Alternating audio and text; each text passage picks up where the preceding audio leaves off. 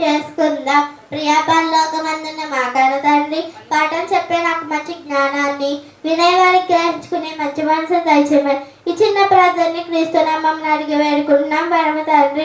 ఆమె. నా పేరు చావా శ్రావ్య. నేను 5వ తరగతి చదువుతున్నాను. నేను చెప్పబోయే పాఠం పేరు యోబును గురించి. యోబు యథార్థవంతుడు, యోబు న్యాయవంతుడు, యోబు భయభక్తులు కలిగి చెడుతనమును విసర్జించిన వాడు. యోబునకు 7 కుమారులు, 3 కుమార్తెలు. ఆనాడు తూర్పు దిక్కు జనమందరిలో యోబే గొప్పవాడు.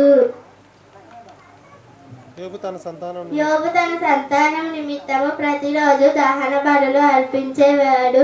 భూమి మీద అతని వంటి వాడు లేడని దేవుని చేత ఆశీర్వదించి సాక్ష్యం పొందినవాడు యోబు. కీడు నష్టం జరిగినప్పుడు దేవుడే ఇచ్చాడు, దేవుడే తీసుకున్నాడు. దేవుని వలన కీడు మేడు 2 అనుభవించాలని చెప్పినవాడు యోబు.